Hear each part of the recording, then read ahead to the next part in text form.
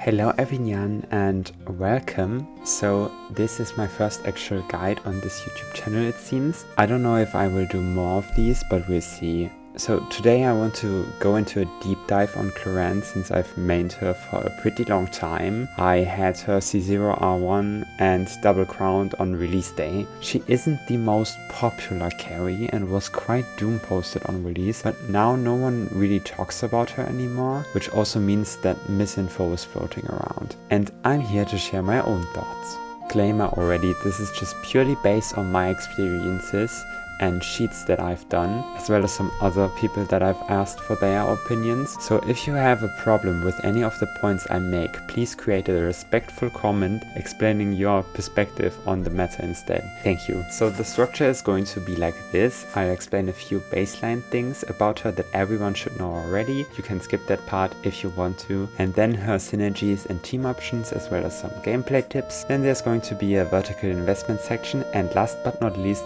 future perspectives and how strong I think she is. Clorinde is a 5-star electro carry with a relatively short damage window, self-sustain capabilities and great AoE. She deals most of her damage with her enhanced skill state, allowing her to spam electro converted normal attacks and her Ascension 1, which adds attack scaling damage to all her hits through a stacking mechanic. She gains stacks whenever there's an electro reaction happening on the field, although the damage buff caps out after Clorinde's attack reaches 3000. Do not underestimate her burst though. It is a 5-hit attack with relatively high scaling and large AoE. She also has a self crit rate buff and crit rate ascension, meaning it can be challenging to put her on a crit rate weapon or the Maréchaussée set. For artifact sets, Whimsy is recommended and her best F2P option is the Fontaine Craftable, but in her shielded teams, the recently introduced event weapon performs similar compared to her 5-star options, so use it if you have it. Her signature is her best option, but not insanely above the other 5-star alternative like Ayato's, Chiori's or Ayaka's signature, so if you own any of these, don't feel forced to pull Absolution. Now is the biggest section of the video, the team building. First of all, you have to understand that there is not the Clorinde team that surpasses all other options compared to Mavrika, for example. Also, different accounts have different investments into their supports. If your Farina is C2 and all other supports are C0, then of course you should include Farina in the team when maximizing Clorinde's personal damage. All supports are C0, these are all pretty good teammates that help her damage out, not ordered. C6 Sarah, Chevy, Shilonen, Kazuha, Farina, Yunjin, Mona-ish. And then these are supports that help ensure consistency, triggering her Ascension 1, Farina, Nahida, Mavrika, Chiori. Then these are good shielding options if you can't play Clorinde without a shield for some reason. You usually do not need a healer because Clorinde sustains herself. Zhongli, Kirara, Lanyan and Thoma. I will go more into depth with the most important teammates. First of all, the one I intentionally left out because I think she's a bit overrated, but she is still a good teammate for Clorinde. So it's Fischl, and Fischl ensures bursting every rotation on top of having quite high damage contribution in aggravate teams. But that's really about it. They have a bit of rotation anti-synergy, which some people try to fix with TF, but I just don't think... I think it's nerfing Clorinde's damage too much, and in my opinion you shouldn't really bother. She's also necessary for teams that need her consistent off-field electro application, because you wouldn't be getting a swirl or crystallize otherwise for a scroll or VV setup. Next character is Sarah, and I think Sarah is literally the GOAT for Clorinde hypercarry teams. Her buff is pretty flexible and big, but she is hard and quote-unquote cringe to play. Also, her buff uptime is pretty short. She basically gives Clorinde the perfect amount of attack to not overcap on it, and also buffs her electro crit damage as well. She can also use Elegy, but please do not build a ton of energy recharge on your Sarah, because bursting every rotation should be avoided unless you have C2 Shilonen, because it extends your rotations by 5 seconds, which is a lot. And you can't really do anything in that time, so just burst every other rotation, it's fine. Auroran is also fine as an option in taser teams. He can hold scroll and I forgot about him, but he's okay.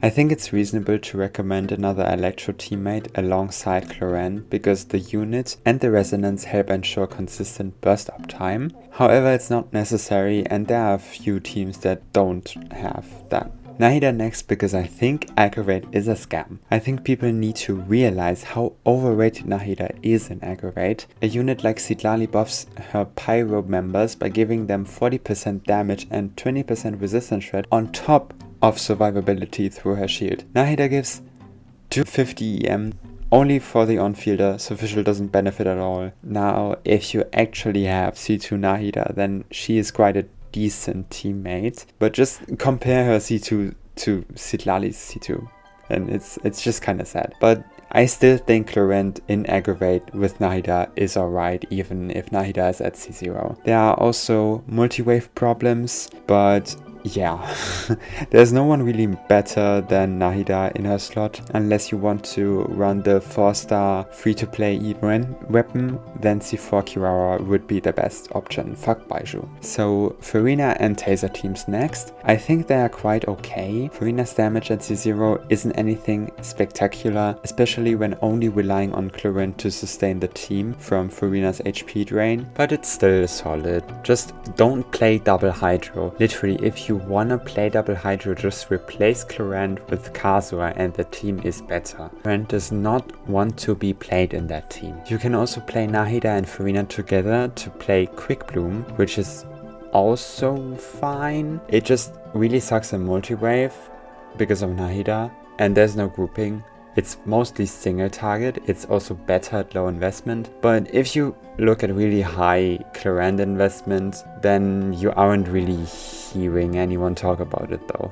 Now some more juicy teams. First of all, Yunjin is another perfect teammate for Clorinde, and I went pretty autistic about this team in pre-release, especially after hearing the same idea from shout out to Thunder, the Wooba goat. Anyway, many people tried to make Yunjin work with many different characters, but Clorinde is, in my opinion, by far her best use case. Clorinde has a ton of normal attacks and can get rid of all of Yunjin's kills very easily. She also has quite a big amount of self-buffing with her crit ascension A4 and strong artifact set. She also likes the attack speed, and with Yunjin C6 you almost get another full cycle. Not quite enough, but it's still a nice buff. There's the easy version, which uses Clorinde, Yunjin, Shilonen and Fischl, and then there's the real hardcore version with Clorinde, Yunjin, Sarah, Shilonen. There is no off-field application in this team, so your setup is quite complicated, but it is possible to ensure getting Clorinde's 3 stacks. Disclaimer for the team is, it is quite good in single target, and I've even calculated it to be her ceiling team at relatively low cost investment with her signature weapon, but outside of single target you shouldn't really bother at all, honestly. And in single target it is not far above the other options, specifically Overload. It is not far above Overload. On the topic of Geo, there's the elephant in the room that I already mentioned, that being Chiori. At C1 she is a beast in the same team that I just mentioned, and there are quite a few speedruns with her, both at low cost-ish and unlimited. But at C0 she's okay, I guess. Nothing really worth mentioning, but you can try if you want to. These Geo teams also enable Crystallize, which helps with the interruption problem and also ensures the F2P event weapon to work properly. Also, just another important tip: depending on your investment, hyper investing into Clorinde's damage can be more important than adding another sub DPS. For example, if you don't have a signature weapon, options like Fischl and Aggravate become a lot better. Now finally, Clorinde's current peak, her Chevy teams. I like these the most, especially with Mavrika. The team feels quite complete. Even though I did say attack buffs beyond 3k become a lot worse. It isn't so much worse that you shouldn't play Sarah anymore, but it does help close the gap between Sarah and Fischl, although I still don't like Fischl in that team. Sarah also has the advantage of a very complicated trick, which I call triple buff. You can only do it every other rotation because of the 20-second burst cooldown problem I mentioned earlier, but basically you skill into charge attack on Sarah, her C2 buff activates, so Sarah's attack is buffed. You then EQ on Mavrika, which are also attack buff, and because of the Sarah CA you did, then you do a Sarah burst and your Sarah burst is also buffed into the Clorinde burst, which is then also going to be buffed. So you're buffing all 3 abilities. This Sarah burst is also taking full advantage out of Mavrika's Ascension 4 passive. A few other noteworthy things. Chevy C6 is really big for this team, but you can for sure play it without that. Mavrika without C1 can only get half of her burst because of the dumb, stupid Netland / normal attack restriction. Also, do not put pre-C6 Sarah here. Pre-C6 Sarah isn't a unit, forget about her, I'm sorry. Also, don't feel bad if you don't have a good weapon for Mavrika. People are currently overrating her sub DPS by a lot. Don't get pressured into pulling her signature. Please, it's not worth it for her support playstyle most of the time. She's mostly there for pyro application, scroll, and her OK Ascension 4 buff that isn't fully maxed up or whatever, and some nice front-loaded burst damage. The team also works with pyro main character. I haven't really tried it, but in theory it shouldn't be much worse. The Traveler doesn't really do any significant personal damage. You still want to just min-max it, but meh, and the range is a lot smaller than Mavrika's. But they can still hold the scroll set and give a tiny 6% damage bonus to Clorinde. So it's not like they would be doing nothing. Upgrading to Mavrika is recommended though, especially if you also have other use cases for her on your account. Do I think this is the ultimate best Clorinde team? Not necessarily, but it's the team I like the most at the investment that I have. Finally, I want to talk about Bennett as an option. So with high vertical investment in Abyss Chambers with only one big boss, I think Bennett is really good in that Chef team. But he doesn't apply off-field pyro, so you really just have a short window of high damage and then it falls off a cliff. For C0 stuff, I just wouldn't recommend it at all. Especially since Clorinde moves quite a lot and might go out of the circle for longer than 2 seconds. A few other things. Clorinde's AoE is quite big, even without a grouper like Kazuha. Kazuha also can't refresh VV from off-field, and VV doesn't work in multi-wave either, so it's pretty safe to say that Gelone is the better teammate for her. In aggravate, the argument can be more in favor of Kazuha, just because his swirl damage contributes a lot in AoE. Mona can be quite alright as a hypercarry buffer if you literally don't have anything else on your account. You can't play Sarah with her because you need to switch into Mona right before Clorinde, otherwise the buff just won't last long enough. Same thing can be said about Kandake, even though her uptime is a bit more forgiving. It works, it's not amazing, but it still works. People also hyped Beidou plus Clorinde for 2 days, but it's just Beidou's energy problems and her long 20 seconds cooldown. Otherwise, the synergy would actually be solid. It's not unplayable either though, just use the new Chevrolet's Mavrika core. Another unit that works well but not really that insanely is Emily. The team would either be Clorinde, Fischl, Emily, Thoma, or the same team with Mavrika instead. I think if you do correct setups, you should be able to get scroll on both for the first rotation and then only electro scroll on following rotations, but I'm not 100% sure. I'm going to test it. But burning scroll has the issue that it can't be refreshed unless there's new enemies spawning, so it is actually kinda reliant on multi-wave or killing the one wave in a short time frame. Pretty cool, like, restriction I guess, but that's besides the point. If you pull C0 R1 Emily, you should consider it. If it's just C0 without signature, just try it out and play with it if it's fun. It's not really that great, but it's fine, it's good. Okay, here's how I would rank the relevancy of the units that I mentioned for Clorinde specifically. And here's how I would rank the teams, even though I think there's just better teams and worse teams. If you play the better ones, you can't really fuck up. Gameplay tips. Her combo is pretty easy. I can recommend just to hold down the mouse button and E whenever the third hit gets out. Do not normal attack spam, obviously, because it nerfs her damage by quite a lot. The relevancy of playing her with big healers to basically give her a massive bond of life and then basically only do slashes isn't that high. The healers we have right now just aren't good enough for that. Here's a clip of me using Clorinde to try the technique. It's not better than doing your usual combos. Try to use arrow keys to reposition yourself and dodge. She can't get interrupted out of her slash, but she will still take damage and can be applied with cryo Coppelia flashbacks, which decreases her damage really hard. So either burst or even dash to ensure not getting hit by that attack. Don't dash away, try to dash towards the enemy. Try to go through it if it's possible, otherwise dash in a small angle towards the enemy. You don't want to accidentally miss out on her thrust attack because it basically is half of her damage. As already stated, her burst is quite good and pretty front loaded, and especially with Sarah you can try to split up the Clorinde damage window, buffing her burst, one-shotting a wave and then switching back to do another setup. One other upside that comes with being flexible in teams is that you can basically fit any character in to help with Abyss mechanics. Youu for Wolflord, Night Soul damage for the new Abyss enemy, and then big pyro application or Numa hits for Coppelius, etc. Specifically another tip for speedrunning. If you notice that the team's rotation that you are using has time to fill, just find something else that could close the gap. That could be a Mavrika charge attack or a few Chevy skills if she's built for damage. Could also be a Nahida charge attack or something. You could also try to normal attack on her, since she actually does have okay scalings on them and usually still has her crit buffs and her high attack stat and the bond of life set damage going, so it's not like they do 0 damage. This is just very optimized however, and I don't think it's relevant for most people. That is enough gameplay tips, I think. For her vertical investment, her own early constellations are Fontaine ones, so they are pretty good automatically. C1 is strong in aggravate teams because it gives her more application.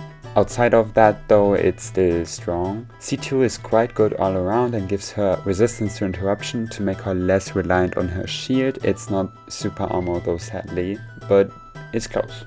Her C3 and C5 are really bad though, barely do anything just because her damage really is just A1 / the C2, not her actual talent scalings. Her C4 is really insane because her burst at a baseline is quite insane. The wording might be confusing, but the burst automatically gives you the bond of life to max it out, so it's just straight up 200% damage for her burst. That's why you will see a lot of speedruns just using her burst to one-shot or rather 5-shot entire bosses. It does look quite bad on cheats, which is so funny and shows that cheat chesting is a scam.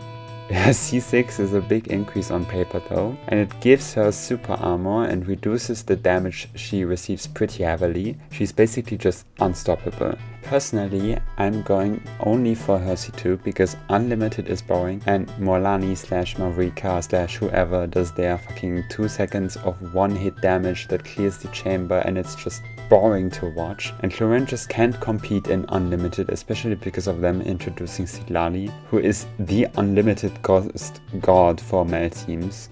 Quite unfortunate. From a team damage perspective, I still think you should first invest into getting C2 R1 and then consider other stuff such as R1s for your support. Sadly for her, in my opinion, best team, there's only Mavrika's C2. However, I do still think it is something to consider after C2 R1ing your Clorinde for sure. So her C1 helps getting a higher average on the A4 damage percent buff and buffs Mavrika's damage also by quite a lot.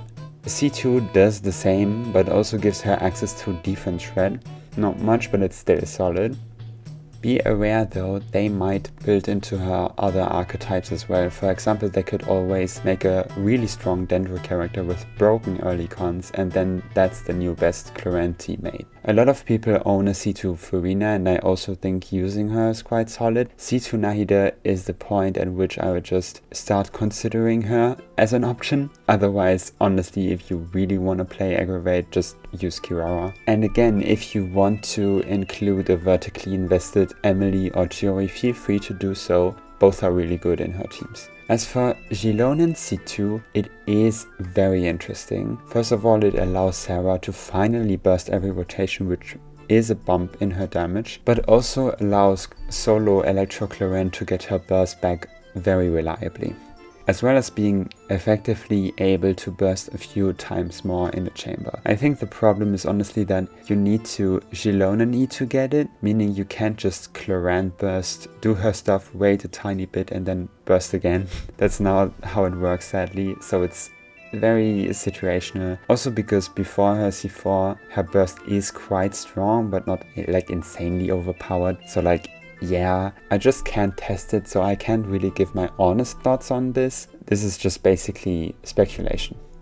All those other cons considered, I can only recommend investing into Clorinde's own cons and her signature if you like her and want to guarantee an improvement. So signature or constellations, it's very simple. If you have any of these 5-star weapons, you don't need to go for her signature other than for drip reasons. If you have the new event craftable and use her mainly in shielded teams, or those that have access to crystallize, then you can also skip her weapon. If you are stuck using the craftable, you can consider going for her signature because it would be better than getting her C1. But disclaimer, I do not recommend wishing on this weapon banner unless you also really want Arlecchino's signature, because the 4-stars are really bad and Crimson Moon isn't really good on anyone else other than Arlecchino.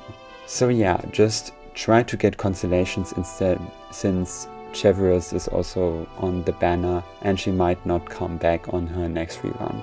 Also, Lanyan, the new 4-star, is on there, and at C2 she's an excellent shielding option in Clorinde teams.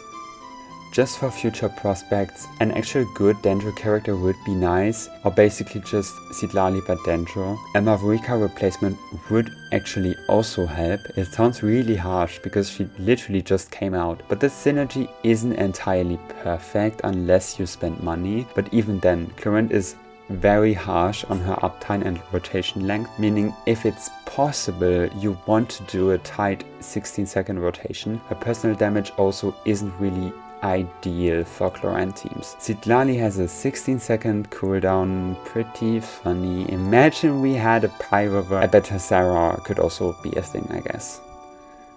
Oh, and in regards to other carries, don't let other people tell you that she's mid or anything. Play her if you like her. Everything is getting power crept anyway, why not just pick your favorites and invest into them? I like her and she's strong, not in the top 5, but I couldn't care less. If you have any more questions, leave them down below in the comment section. If you liked this guide, feel free to like and sub, it would help me out. Have a nice day!